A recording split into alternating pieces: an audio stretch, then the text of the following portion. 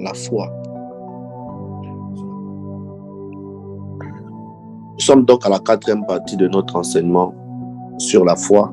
Nous sommes en train d'étudier tout le livre de Hébreux, le chapitre 11, pour découvrir ce que c'est que la foi. La foi dans toutes ses formes, dans toutes ses dimensions, dans toute sa largeur, dans toute sa grandeur. La foi qui est le socle de la vie chrétienne, comme nous sommes en train de le dire déjà depuis plusieurs jours. Alors, je ne sais plus si c'est la 13e ou la 14e chose maintenant que nous sommes en train de voir au niveau donc de la foi.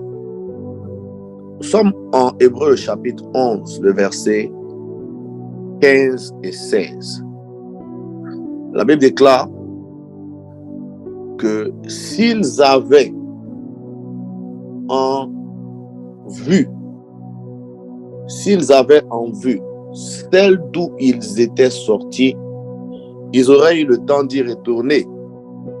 Mais maintenant, ils en désirent une meilleure, c'est-à-dire une céleste.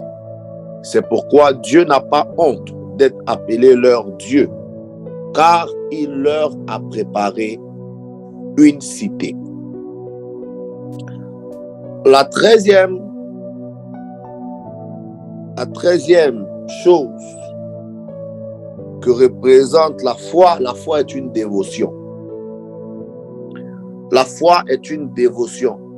La Bible est en train de mettre l'accent ou de marteler ou de nous informer sur une chose très importante.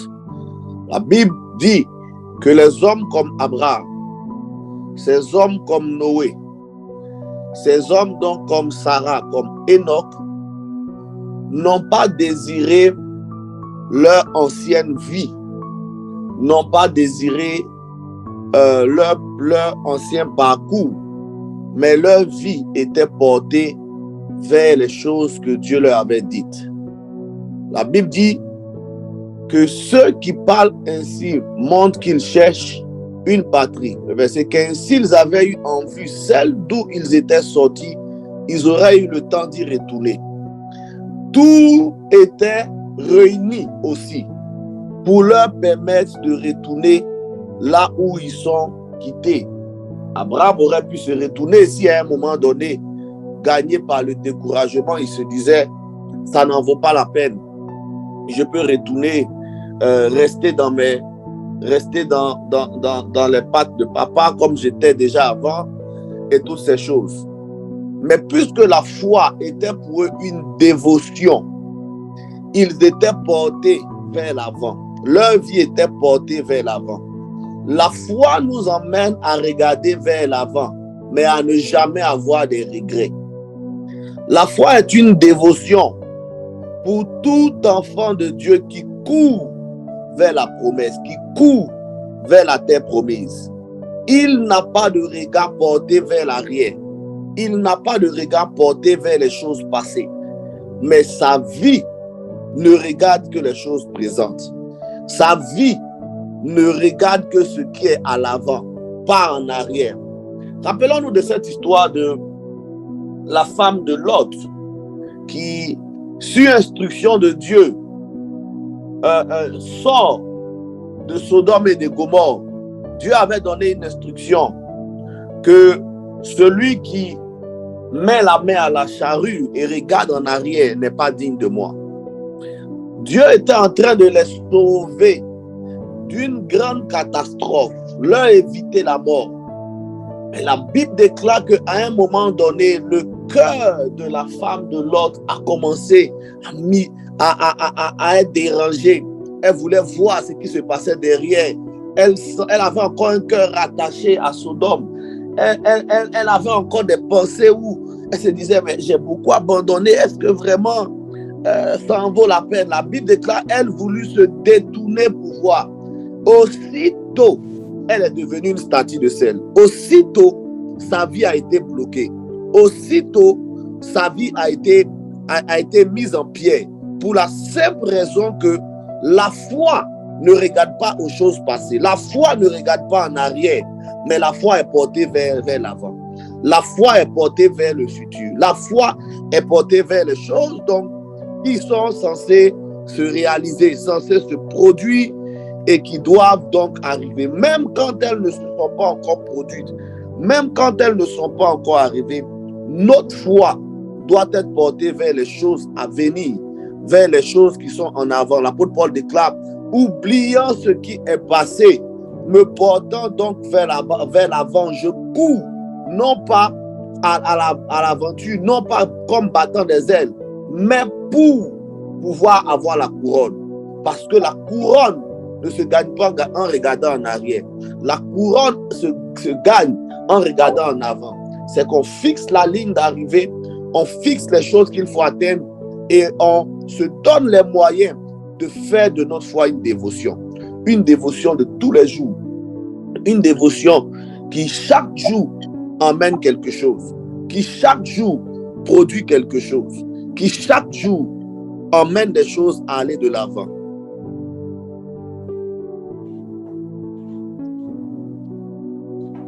La 14e des choses, que nous découvrons sur la foi se trouve dans Hébreux le chapitre 11. Est-ce qu'on peut régler vraiment le son? C'est très dérangeant qu'on demande surtout de fermer les micros, que les micros sont encore très ouverts. Ça dérange vraiment.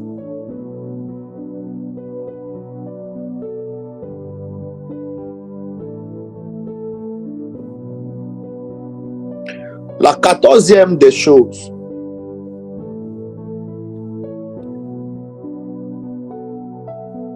qu'on découvre sur la foi se trouve dans le livre de Hébreux le chapitre 11, le verset 17 au verset 19.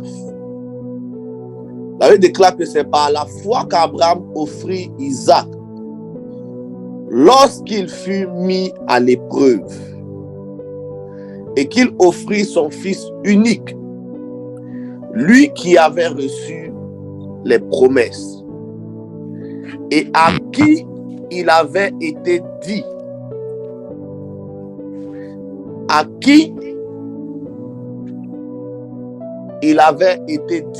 en Isaac, sera nommé pour toi une postérité. Il pensait que Dieu est puissant, même pour ressusciter les morts. Aussi le recouvra-t-il par une sorte de résurrection. C'est par la foi qu'Abraham offrit Isaac lorsqu'il fut mis à l'épreuve. La foi produit des épreuves. Il y a ce qu'on appelle l'épreuve de la foi. Il y a ce qu'on appelle les combats de la foi. La Bible dit c'est par la foi qu'Abraham offrit Isaac. Lorsqu'on lit le texte où Dieu demande à Abraham de sacrifier Isaac, Dieu est en train de lui dire, sacrifie-moi ton fils, ton unique. C'était une grosse épreuve pour Abraham. Mais parce que Abraham avait une grande confiance en Dieu, il était conscient que même le Isaac qu'il avait, c'était Dieu qui en était l'auteur. Par moments, en tant qu'enfant de Dieu, on oublie que Dieu est celui qui nous a tout donné.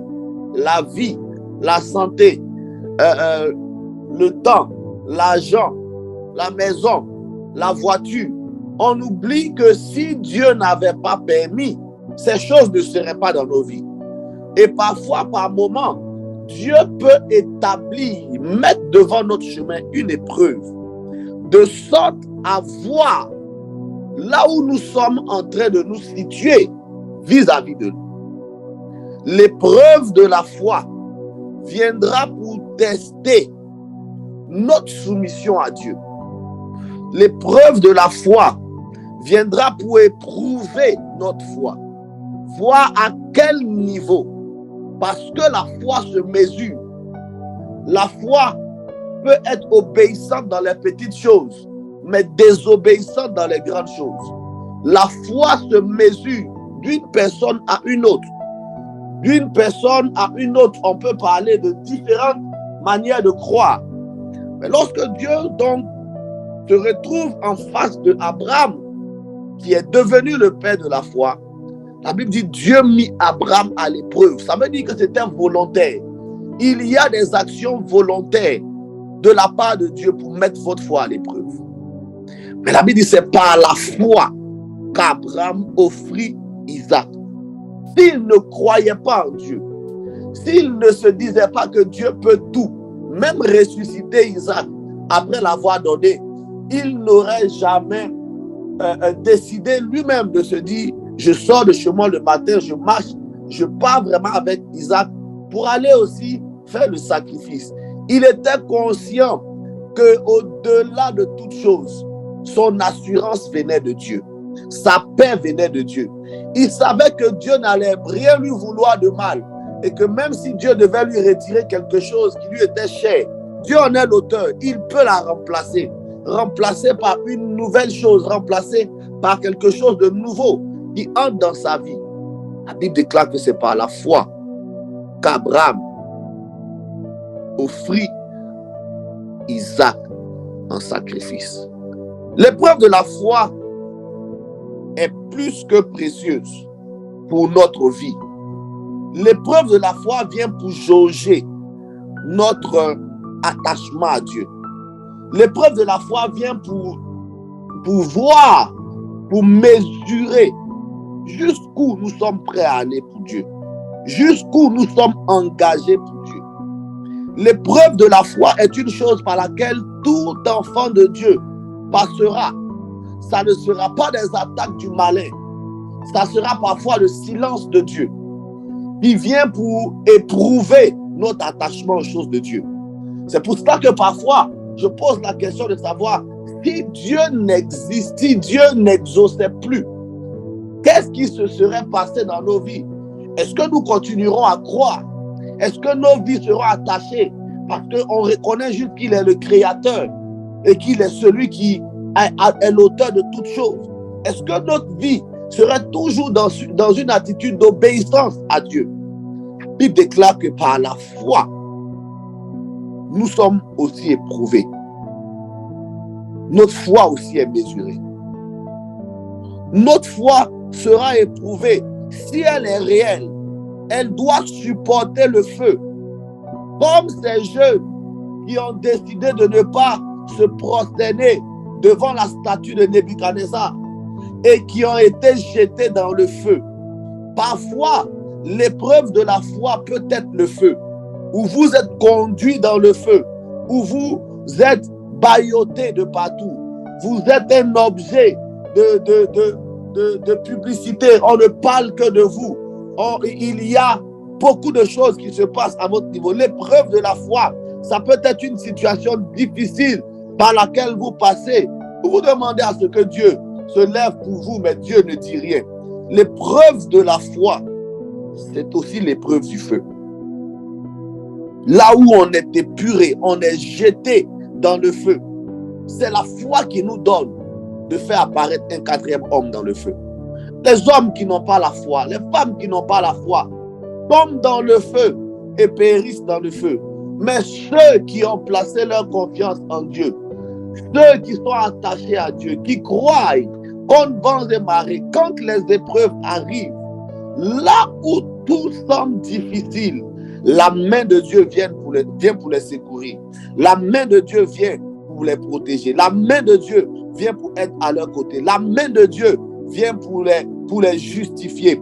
La Bible déclare que c'est par la foi qu'Abraham offrit son fils Isaac en sacrifice. C'est par la foi. La foi sera toujours éprouvée. elle sera toujours tentée. Un jeune homme vient voir Jésus et lui demande comment hériter le royaume des cieux.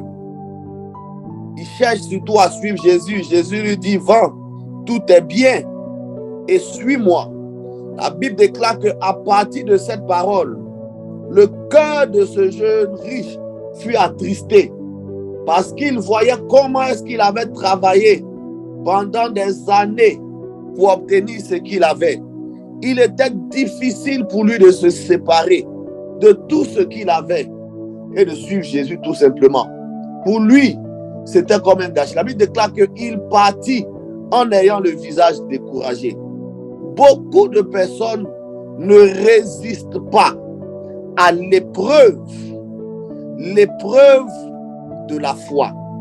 L'épreuve de la foi est parfois la chose la plus difficile que les chrétiens, que nous, enfants de Dieu, nous arrivons à surmonter. L'épreuve de la foi, c'est les choses par lesquelles Job est passé, où l'on voulait voir s'il était attaché à Dieu, même quand il n'avait rien. La Bible déclare qu'il était attaché. Si Dieu doit tout vous retirer, votre foi doit rester intacte. Si Dieu doit vous bénir, votre foi doit rester intacte.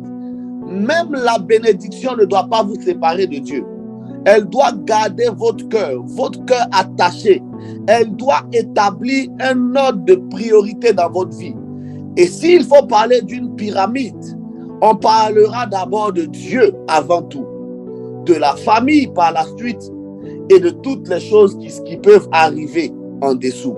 C'est que Dieu doit être placé au-dessus du travail, au-dessus des moyens, au-dessus de toutes choses, parce qu'il en est l'auteur. Si votre cœur s'attache à une chose, l'épreuve de la foi risque d'être pour vous une disqualification. Parce que Dieu se chargera toujours d'éprouver ceux qu'il aime, éprouver ceux qui marchent avec lui. La foi se démontre, la foi s'exprime face aux épreuves. La foi se fait voir face aux épreuves. Et parfois, l'un des moyens pour Dieu de savoir que tu lui es fidèle, c'est de te faire passer par une épreuve de foi. C'est de te faire passer par une situation difficile. Dieu s'est arrangé à ce que Abraham n'ait pas le choix d'offrir que Isaac. Et il revenait à Abraham d'obéir ou de désobéir. Vous aurez toujours le choix d'accepter l'épreuve ou de renoncer à l'épreuve. Mais juste après le test de l'épreuve, Dieu aura une idée claire sur votre foi. Soit pour vous faire passer à une nouvelle dimension, soit pour vous garder au même point parce qu'il estime que vous n'avez pas suffisamment grandi pour avoir accès aux choses qui sont devant, aux choses qui sont en avant. L'épreuve de la foi bâtit la vie chrétienne. L'épreuve de la foi donne à un homme, à une femme d'évoluer avec Dieu, de pouvoir atteindre un autre palier avec Dieu. L'épreuve de la foi est une chose par laquelle chacun d'entre nous passera, même pas une fois, plusieurs fois, parce qu'à chaque fois que Dieu veut emmener un enfant de Dieu à une autre étape, il lui fait passer une épreuve. C'est comme l'école. À chaque fois qu'il faut passer d'une classe à une autre, il y a toujours une évaluation, un examen qui vient pour pouvoir faire le résumé, la synthèse de tout ce qui a été appris pendant un laps de temps, afin de voir si les connaissances ont été acquises pour la prochaine dimension, pour la prochaine classe. Dieu ne vous fera jamais passer d'une classe à une autre s'il ne s'est pas assuré que vous avez compris tout ce qui est rattaché à la classe dans laquelle vous vous retrouvez aujourd'hui. L'épreuve de la foi sera le moyen par lequel vous arriverez à dire à Dieu: j'ai appris, j'ai emmagasiné, j'ai reçu, je suis prêt à compétir, je suis prêt à pouvoir faire les examens et à atteindre une autre chose. La Bible déclare que juste après cette action d'Abraham, Dieu dit à Abraham, je sais maintenant que tu m'aimes et que tu ne m'as pas refusé ton fils, ton unique. À partir de cet instant, Dieu a béni Abraham pour le restant de sa vie parce qu'il venait de franchir l'épreuve, de réussir à l'épreuve. Derrière une épreuve se cache une élévation. Derrière une épreuve se cache une victoire. Et tout enfant de Dieu doit comprendre que s'il passe par le feu, c'est pour pouvoir être épuré. Car le livre d'Apocalypse déclare que l'or ne peut être pur que si elle ne passe par le feu. Elle n'a de valeur que si elle ne passe par le feu. Vous êtes un rubis, vous êtes de l'or, une richesse entre les mains de Dieu. Et votre vie ne peut connaître une grande valeur que si elle ne passe par une épreuve de foi. L'épreuve de la foi vous bâtit. L'épreuve de la foi vous construit. L'épreuve de la foi vous élève, vous fait passer d'une dimension à une autre dimension. Le livre d'Hébreux, le chapitre 11, le verset 20 et le verset 21 déclare, c'est par la foi qu'Isaac bénit Jacob et Ésaü en vue des choses à venir. C'est par la foi que Jacob, mourant, bénit des fils de Joseph et qu'il adora, appuyé sur l'extrémité du bâton. La 15e chose qu'il est important de savoir, c'est que la foi est un souvenir. La foi produit des souvenirs. La Bible déclare, la foi produit des bénédictions. La foi produit des bénédictions. La Bible déclare que c'est par la foi que Jacob, avant même de mourir, il a béni chacun des fils de Joseph, même les enfants qu'il avait, Ésaü et Jacob. C'est par la foi qu'il est béni, parce qu'il était conscient que la parole qu'il prononçait, comme on l'a dit la semaine passée, par le pouvoir de la langue, il savait que les choses qu'il déclarait s'attachaient à la vie de ses enfants.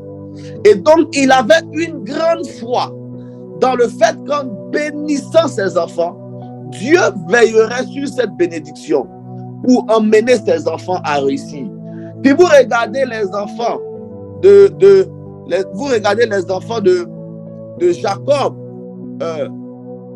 tous ont eu une vie réussie. Ils ont eu des exploits. Que même si Jacob est mort, Joseph a été vendu, la finalité c'est qu'ils se sont tous retrouvés et ils ont pu accomplir de grandes choses. Ils ont prospéré tout en étant en Égypte.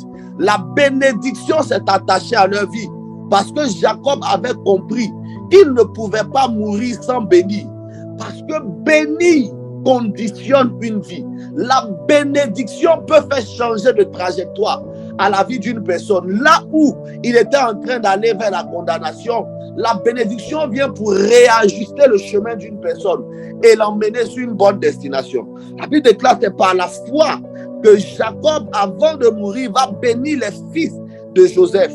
C'est par la foi que Isaac va bénir Jacob et Ésaü parce qu'il savait que la bénédiction donc qu'il relâche venait tout droit du ciel et qu'elle ne devait être suivie d'aucun chagrin. Autant Jacob a réussi, autant Ésaü a réussi, pas parce qu'ils étaient forts, mais parce que Jacob avait compris, parce que Isaac avait compris le principe de la parole relâchée. Il avait compris la puissance de la parole. Et c'est la même chose que Jacob va appliquer sur les enfants de Joseph. Il était conscient que la parole relâchée pouvait façonner une vie, pouvait emmener une vie à la réussite, pouvait emmener une vie à l'exploit. C'est pour cela que je prie ce matin que votre vie soit bénie et qu'elle puisse porter de bons fruits. Je prie ce matin que la bénédiction de Dieu s'attache à votre vie et que là où votre vie avait pris de mauvaises trajectoires, je les repositionne sur le champ de la destinée et que votre vie aille de succès en succès, d'élévation en élévation, de bénédiction en bénédiction, de grâce en grâce, de gloire en gloire. C'est par la foi que Jacob a béni. C'est par la foi que Isaac a béni. Parce qu'ils étaient conscients que les paroles prononcées, les souhaits qu'ils avaient pour leurs enfants pouvaient voir le jour dans leur vie. Ils étaient conscients qu'en mourant, après avoir déclaré ces paroles, la vie de ces personnes ne pouvait pas rester identique. C'est que leur vie était directement conditionnée à la réussite. Conditionnée déjà à la réussite. Tout parent qui a la foi doit surtout comprendre que ces paroles ont une force dans la vie de ses enfants. Bénissez vos enfants. Conditionnez-les à la réussite. Croyez aux paroles que vous prononcez. Ne croyez pas seulement quand vous êtes en train de déclarer de mauvaises paroles sur leur vie. Croyez quand vous déclarez de bonnes paroles sur leur vie. Croyez en ces choses. Relâchez sur eux la bénédiction. Demandez à Dieu de les bénir, de les élever, de les rendre prospères, de leur donner de trouver un travail, de trouver un bon mariage, de trouver une bonne stabilité, d'avoir des finances épanouies. Déclarez sur vos enfants à chaque étape de leur vie. C'est un secret. Ayez l'habitude de déclarer sur la vie de vos enfants dans les étapes de leur vie afin de conditionner leur vie à la réussite, de conditionner leur vie au succès, de conditionner leur vie à des choses plus glorieuses. Et Isaac avait compris ces choses. C'est pour ça que Jacob a hérité aussi des mêmes choses. Et ce que vous relâchez comme bénédiction, sans le savoir, vous êtes en train de leur transmettre une culture. La culture surtout d'évoluer avec les paroles prononcées, avec l'autorité de la parole qui produit la bénédiction de la foi. La foi est capable d'emmener la bénédiction sur les autres. Lorsqu'on lit le livre de Matthieu 8, le verset 13, la foi est capable d'emmener la bénédiction sur les autres. Les autres sont-ils bénis par notre foi? Les prières du juste ont une grande efficacité. Ne l'oubliez pas. C'est ce que la Bible est en train de dire. C'est que les prières du juste ont une grande efficacité. Parfois, ce qui semble être des prières sont des paroles de bénédiction liées à la foi qui emmènent à l'existence dans la vie de vos proches les choses qui n'existaient pas encore. La bénédiction de la foi est importante pour toute personne qui veut que sa vie reste sur le chemin de la destinée, sans pour autant dévier. Même si Dieu était en train de voir que vous êtes en train de prendre parfois une mauvaise tournure, parfois juste une parole de bénédiction peut réajuster votre vie.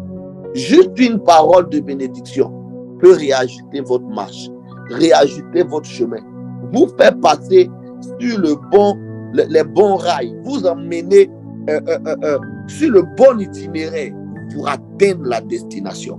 Le verset 22 déclare, c'est par la foi que Joseph mourut, fit mention de la sortie des fils d'Israël et qu'il donna des ordres au sujet de ses os. C'est par la foi que Joseph mourant fit mention de la sortie des fils d'Israël et qu'il donna des ordres au sujet de ses os.